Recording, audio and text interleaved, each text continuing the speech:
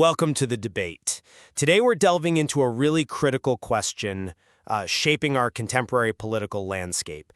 Does a leader's rhetoric and actions, often described as having an authoritarian streak, leaning towards centralized power, maybe disregarding checks, bypassing democratic norms, does that fundamentally threaten the resilience of U.S. democratic institutions? Or perhaps, do the inherent safeguards of the American system make such attempts ultimately ineffective, proving our institutions robust enough to withstand the pressure? This discussion really emerges from recent analysis of executive power and its interaction with our constitutional framework. My position today is that recent statements and actions demonstrate a clear intent to consolidate power, consistent with, an authoritarian mindset, and that these efforts really do strain democratic norms, posing a significant ongoing threat. And I'll be presenting the perspective that while a leader may indeed exhibit such intent, a stated desire, perhaps to consolidate power, the inherent resilience of our constitutional design and our institutional norms have, to date, actually made these attempts largely ineffective in fundamentally undermining American democracy. It's really crucial, I think, to distinguish between that intent and the actual capability within our system. Okay, well, many might look at our institutions and see, fundamental resilience. But I believe a deeper look at recent actions and rhetoric reveals a pretty troubling pattern. And this goes beyond just political posturing. It signifies, I think, a clear intent to challenge the core principles of American democracy. We've heard direct statements, things like the "dictator for a day" comment from a 2023 campaign event, and more recent remarks like a lot of people are saying maybe we like a dictator. Now, this kind of rhetoric, especially coupled with claims like "I am your retribution," is interpreted by critics as either a direct statement of intent or perhaps a way of testing public acceptance for a more authoritarian style of leadership. And the actions often seem to follow this rhetoric. Consider the consistent effort to undermine the judiciary through public criticism of judges, sometimes even calling for their impeachment. Now, legal scholars widely argue this weakens public faith in the impartiality of our courts. The politicization of the Department of Justice is another very serious concern, exemplified by the firing of officials seen as disloyal and, the use of the department to investigate political opponents, blurring those critical lines between political and criminal matters. Pardons, too, explicitly described as a partisan exercise where "no MAGA left behind" seems to be the motto, they further weaponize the Justice Department. This is exemplified by pardons for Capitol riot offenders and figures like Michelle Fiore, who misused donations, and Trevor Milton, whose pardon was reportedly linked to political support. Liz Oyer, a former chief pardon attorney, estimates these pardons have wiped over, $1.2 billion in debts off the books, directly costing taxpayers. Right. And beyond that, the administration has attacked the free press, calling journalists the enemy of the people, threatening to open up libel laws. We've also witnessed attempts to exert political control over cultural institutions like the Smithsonian, ordering reviews of exhibits to align with a specific interpretation of Americanism and remove divisive content, which critics, understandably, view as historical revisionism. Look, these aren't isolated incidents. It's a pattern that, even if not always immediately successful, systematically erodes the implicit trust in neutral institutions, that unseen glue of a functional democracy, making us, I think, profoundly vulnerable to more radical shifts down the line. Okay. The rhetorical examples you've given are indeed provocative, and the actions you've outlined certainly raise concerns. I grant you that. However, I believe it's really critical we look beyond a leader's intent to their actual capability within our system. The U.S. Constitution, it was meticulously designed precisely to prevent the concentration of power, and for over 2 centuries it has successfully prevented a full-blown autocracy. The system of separation of powers and checks and balances remains remarkably robust. Let's just look at the explicit constitutional mechanisms. Congress alone possesses the power of the purse, controlling the national budget, holding the ability to override a presidential veto with a 2/3 majority in both chambers. The Senate must approve presidential appointments and treaties, acting as a crucial brake. And we've seen this in action. Even when the executive branch attempted to bypass congressional impoundment authority, the Government Accountability Office, the GAO, which is the independent congressional watchdog, explicitly concluded that agencies like the Institute of Museum and Library Services, the IMLS, violated the Impoundment Control Act by withholding appropriated funds. This demonstrates, I think, quite clearly that even direct challenges are met with institutional pushback and accountability. Okay. The judiciary, too, has proven its resilience. Courts have repeatedly ruled against executive actions, like an appeals court declaring many tariffs illegal. Even the Supreme Court's recent Trump v. United States decision, while yes, it expanded presidential immunity somewhat, it still recognized limits and explicitly did not grant absolute immunity. This clearly shows the courts retain a crucial role in interpreting and limiting executive power. And federalism provides another critical layer of defense, right? Powers divided between federal and state governments, allowing state governors to actively push back against federal orders, as we've seen quite a bit. Moreover, the military fundamentally swears an oath to the Constitution, not to a single person, upholding that vital principle of civil-military relations. This means orders deemed illegal would likely be refused. The lack of enthusiasm may be observed among soldiers during the Army parade, for instance, could be interpreted as a subtle yet powerful sign of the military's nonpartisan commitment. These aren't signs of a system in collapse, but rather a testament to deeply embedded institutional norms and the fundamental design of our constitutional republic, which proves its adaptive capacity, I'd argue, by consistently reasserting boundaries even when under significant pressure. Well, I would challenge that assessment of resilience somewhat. The sheer volume and the aggressive nature of these challenges create what I might call an authoritarian drift. And this erodes public trust, it weakens institutions from within, even if, an outright seizure of power is averted. When a president continually attacks the media, the judiciary, independent agencies like the DOJ, it just normalizes contempt for the very institutions that uphold democracy. The politicization of non-political roles, firing inspectors general, reclassifying civil service jobs to prioritize loyalty, as outlined in Project 2025, that conservative initiative that fundamentally compromises institutional integrity. This erosion of norms, it isn't just a superficial disagreement. It weakens the very bedrock of democratic governance, making it far easier for future leaders to justify unconstitutional actions. I mean, doesn't the necessity of this constant institutional pushback, like the GAO ruling you just mentioned, doesn't that itself indicate that democratic norms are being actively strained in the first place? That's a fair question, and I would agree that the need for pushback certainly indicates strain. But the presence and the effectiveness of that pushback are precisely my point about resilience. While the rhetoric is concerning and drift is a valid theoretical construct, the continuous resistance from various branches and levels of government demonstrates that this drift is being actively resisted and, I would argue, contained.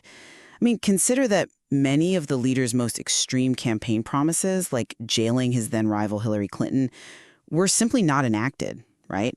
Or that initial efforts to ban foreign nationals from Muslim-majority countries faced immediate circuit court rulings against them. Now, okay, they were later upheld by the Supreme Court, but they were still significantly modified and delayed by judicial challenge. This shows that institutional guardrails are effective. Furthermore, the existence of a deeply polarized public opinion, with a majority of Americans consistently expressing worry about authoritarianism, that acts as a societal check. A leader cannot simply sweep away democratic norms without significant public opposition and legal challenge, as we've seen in the numerous lawsuits against executive orders, like the one on voter ID, where organizations like the ACLU plan to sue. While I acknowledge the role of courts and public opinion, I still see a concerted effort to bypass legislative processes, often through, the extensive use of executive orders that really push constitutional boundaries. Take that executive order on voter ID, for example, which critics argue oversteps presidential authority to regulate elections, a state function traditionally. Another deeply concerning aspect is the deployment of military and federal law enforcement agencies for domestic purposes, blurring the critical lines between the military as a nonpartisan institution and potentially a tool of executive will. We've seen the National Guard deployed in Washington, D.C., discussions about federalizing the Metropolitan Police Department, the use of federal forces in Los Angeles during immigration protests. Critics observed soldiers during that Army parade seemed, quote, unenthused, which was juxtaposed with the highly synchronized movements you see in authoritarian countries, suggesting a palpable tension, perhaps, between presidential command and military professionalism. This willingness to test and stretch executive power, even if occasionally blocked, it sets dangerous precedents and normalizes what would traditionally be considered overreach. So how can we really call the system resilient when it's constantly having to defend against these aggressive challenges from within the executive itself? Well, I respectfully disagree with the idea that the executive has achieved unchecked power, even with those examples. Despite these executive actions, the Constitution's system of checks and balances has demonstrably limited their impact, often quite rapidly.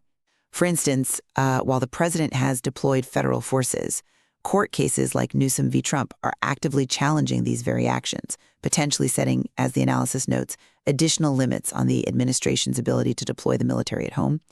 Federalism plays a particularly crucial role here, as evidenced by state governors pushing back against federal orders. And remember, the National Guard in most states is under gubernatorial control, not direct presidential command. Even Congress has responded to the deployment of the National Guard in D.C. by considering legislation to end the so-called manufactured emergency and make the mayor the commander-in-chief of the D.C. National Guard. These are active, often successful challenges to executive overreach, not passive acceptance of expanding power. And even the staggering costs of displays like military parades, they run counter to traditional Republican platforms of fiscal responsibility, creating its own internal checks and divisions within the political system, causing Trumpism, as it's put, to prioritize displays of strength over maybe traditional ideology. That's an interesting point about internal checks, but I would argue the long-term impact of these actions is far more insidious, potentially. The persistent attacks on institutions, including criticisms of the Supreme Court's role and its composition, coupled with a deeply polarized media landscape, it just makes it increasingly difficult for the public to discern facts from political rhetoric. This erosion of trust, particularly within a significant portion of the population that seems more willing to accept a president's narrative even if it undermines traditional checks and balances, creates dangerous vulnerabilities. Consider actions that disproportionately affect specific racial, class, and gender groups, dismantling DEI policies, rhetoric like the Great Replacement theory. These tactics further fragment society and, well, they can be exploited to consolidate power. These deliberate, divisive tactics, attempts to sanitize history and institutions like the Smithsonian, they fundamentally undermine the shared democratic values necessary for a healthy republic. And the speed and intensity of these actions, characterized in some analyses as Trump's blistering pace compared to other Democratic backsliding cases, that highlights the urgency of the threat, even if it's not yet as severe as in some other authoritarian regimes. While the concerns about societal division and media polarization are undoubtedly valid, I still believe the American system possesses deep-seated professional norms and, crucially, an engaged citizenry committed to democratic values that provide significant resilience. Many career civil servants, members of the military, government employees, they remain committed to their professional duties and the rule of law, acting as a crucial internal check on power, regardless of who occupies the Oval Office. The very public debate surrounding these issues, the ongoing legal challenges we've discussed, the continuous efforts by political scientists and advocacy groups to propose institutional reforms like codifying ethical norms, reforming appointments, electoral reforms like ranked choice voting, all this demonstrates a belief in the system's capacity for self-correction and adaptation. The Constitution's fundamental design, with power dispersed through federalism and separation of powers, genuinely makes a complete power seizure highly unlikely, as the material itself suggests. The outcome, as noted, depends on a continuous interplay of political will, legal challenges, and public engagement, all of which are actively present. And this indicates not a breakdown, I think, but an ongoing struggle that the system is fundamentally equipped to handle. Our discussion today has truly illuminated the complex and multifaceted nature of the question before us. We've heard compelling arguments detailing how a leader's specific rhetoric, actions, and perhaps intent, from challenging judicial independence and congressional authority to politicizing institutions and leveraging executive power for displays like military parades, create a persistent authoritarian drift. This strains our democratic norms and institutions, potentially eroding public trust and setting dangerous precedents. This pattern of attacks, as we discussed, isn't just about political wins. It feels like it's systematically eroding that implicit trust in neutral institutions. Right. And on the other hand, we've carefully considered the powerful counterarguments emphasizing the inherent resilience of the U.S. constitutional system. We've looked at how constitutional design, active judicial and legislative pushback, the military's nonpartisan oath, and the decentralized nature of federalism have, to date, effectively limited the reach of executive power, preventing a full consolidation of authority. The observed, let's call it, ineffectiveness in fully realizing authoritarian aims is seen by some, including myself in this context, as a testament to these enduring safeguards, showcasing the system's true genius, perhaps, in its adaptive capacity to self-correct over time. Both perspectives clearly draw on significant evidence from the material, illustrating that ongoing tension between a leader's aspirations and the practical limitations of power within a constitutional republic. While there remains a clear disagreement between us on the long-term implications, this exchange, I hope, illuminates the dynamic struggle at play within American democracy. It underscores the critical value of continuously examining these different viewpoints to deepen our collective understanding of the material and the mechanisms that both challenge and preserve our democratic foundations. There is indeed much more to explore within this rich material.